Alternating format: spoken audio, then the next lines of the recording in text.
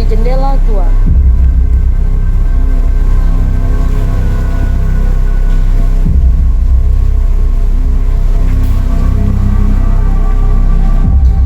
Namaku Anggi, dan aku tidak pernah benar-benar percaya dengan masa lalu. Sampai aku kembali ke rumah lama itu, sudah 12 tahun sejak aku terakhir menginjakkan kaki di rumah kayu peninggalan nenek. Di tepi hutan kecil dan sepi. Dulu, aku sering datang ke sana bersama seorang yang sangat aku cintai, yaitu Raka. Kami biasa duduk di tepi jendela tua, menyalakan lilin dan menulis puisi bersama. Sampai hari itu, hari di mana Raka menghilang dan tidak pernah ditemukan lagi.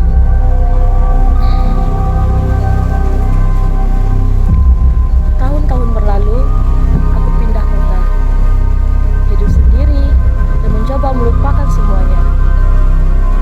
Tapi minggu lalu, aku mendapat surat tanpa nama pengirim, hanya tertulis, "Lilinmu masih menyala, kembalilah."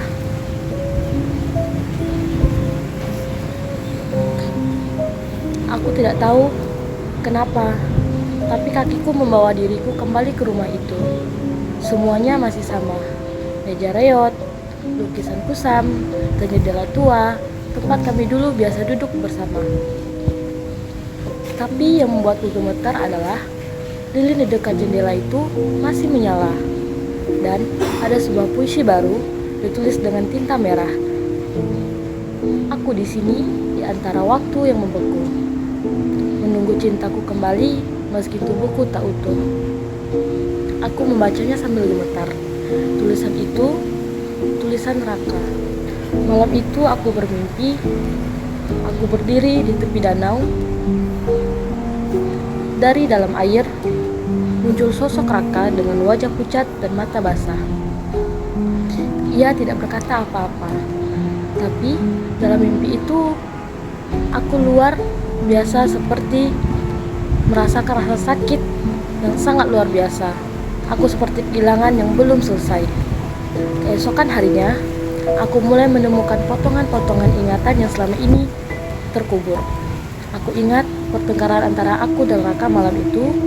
Aku ingat Raka menangis dan aku mendorongnya untuk pergi. Dan aku juga ingat dia berlari keluar dalam hujan dan tak pernah kembali.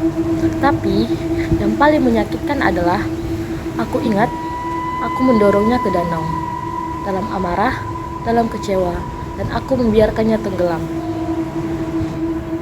Aku jatuh terduduk di lantai rumah itu. Napasku sesak, dan semua ini salahku. Raka tak pernah menghilang, ia mati karena aku. Dan setiap tahun, pada tanggal yang sama, lilin itu menyala sendiri, karena jiwanya belum tenang, karena aku belum meminta maaf.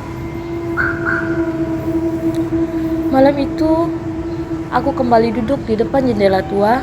Seperti dulu, aku menyalakan lilin dan menangis. Aku berkata, "Raka, maafkan aku." Lalu, angin meniup lilin itu, dan lilin itu pun padam. Dan untuk pertama kalinya jendela tidak bergemetar. Semua terasa tenang, tanpa ada kejadian satupun.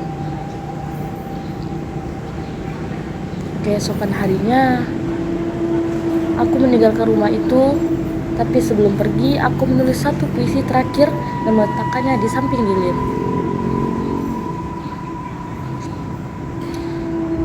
Aku menulis suatu puisi, yaitu, "Jika cinta itu pernah ada, maaf adalah jalan pulang." Sejak hari itu, lilin itu tidak pernah menyala lagi, dan aku tahu Raka akhirnya bisa pergi. Sekian podcast dari saya. Terima kasih sudah mendengarkan kisah ini, di mana kisah ini berjudul "Cinta Tidak Pernah Selalu Berakhir Bahagia", tapi selamanya kita berani menghadapi masa lalu, kita masih bisa menyalakan cahaya meski kecil untuk menemukan jalan pulang. Sampai jumpa.